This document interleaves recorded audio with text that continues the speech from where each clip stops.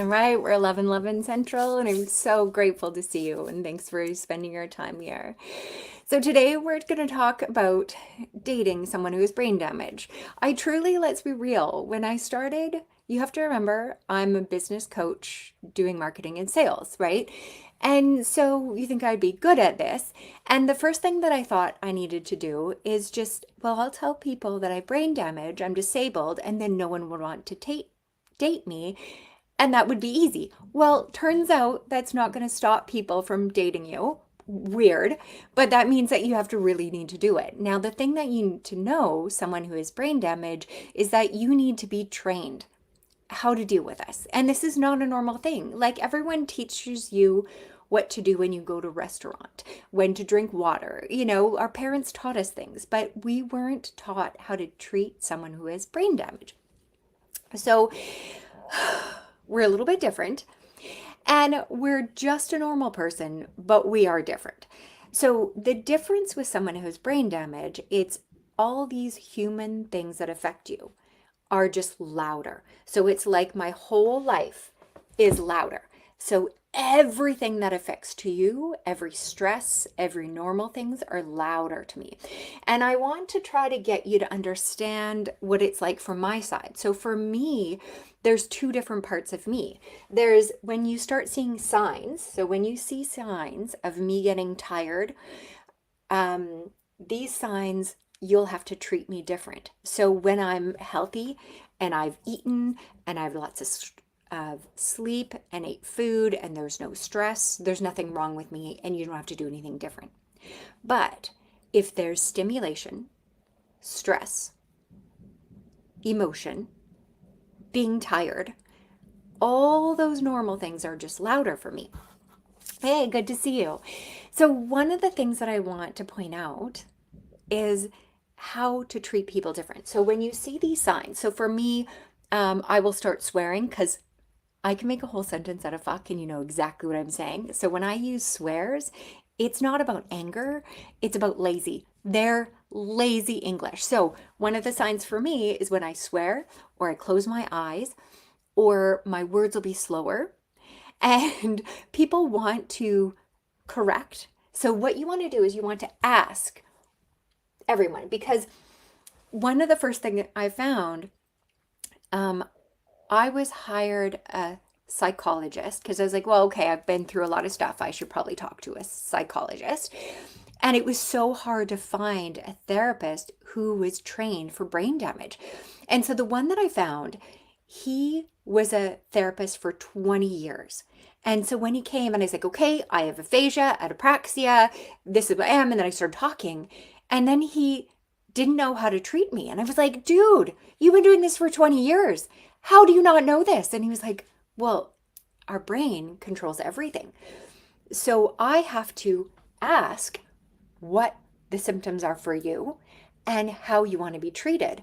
And so each brain damage that if you're dating someone who's brain damaged, you want to ask them what they need and what works for them.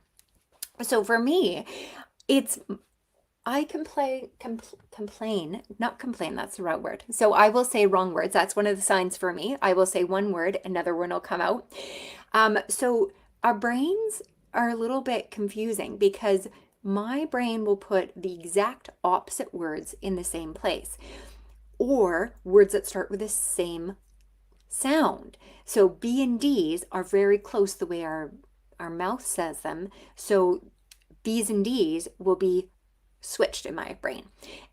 So opposite words while coming out, like when the neighbor from we were building houses and the builder next door, the big builder was walking towards after my brain and he's coming to me and I said, oh, you're looking fat.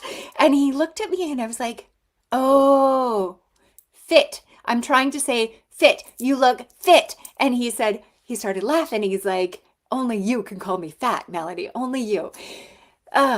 So because the opposite words that started with an F, my brain was like, oh, close enough. You were just using this word. So I was doing a meeting with one of my clients that been here. I've worked for them for like 18 years. And I was in this meeting, a very serious team of people telling about marketing and sales. And I was trying to say Oh, and see the words are coming out. Orgasm comes up. That's the word come up. That is not the word I was trying to say in the meeting, which they laughed hysterically.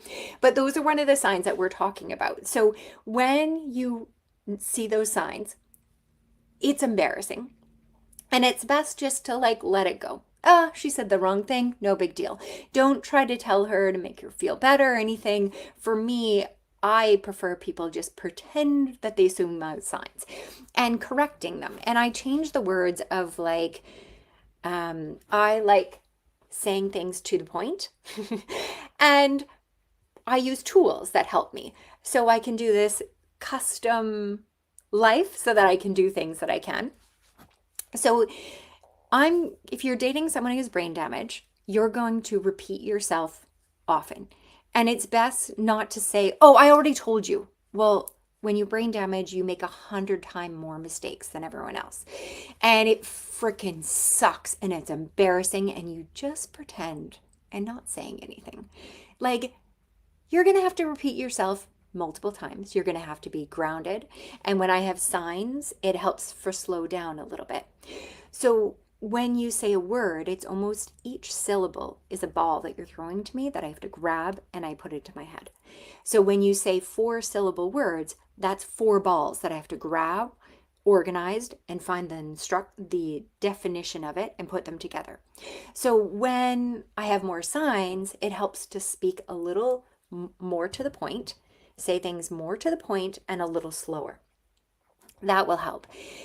It's just, we have more human, we have more tools, and you have to know the limits, because if you think of your phone, you know, when you're driving around and you have 4 bars, your phone can do everything, right? And when you have 1 bar, you have to speak slower. You can't text, you can't send photos. It's more spotty. That's kind of what my brain is, the same thing. So when you see the signs, think, okay, she's at 1 bar. And you can ask too, have a conversation like, okay, are you 4 bar, 3, 2, 1? And you let them know, I'm like, okay, I'm 3. And they're like, oh, okay, so she's fine. When you're like 1 bar, they're like, okay, how much time before you need to sleep? There's these limits, and you can ask a really great. And not only need to ask what they want, and you have to know that it's embarrassing that you need to act different for someone who has brain damage. So understanding that they're probably embarrassed, and you will want to ask them multiple times when there's no signs. When there's signs, they can't ask her questions. When there's signs, the more signs that you have,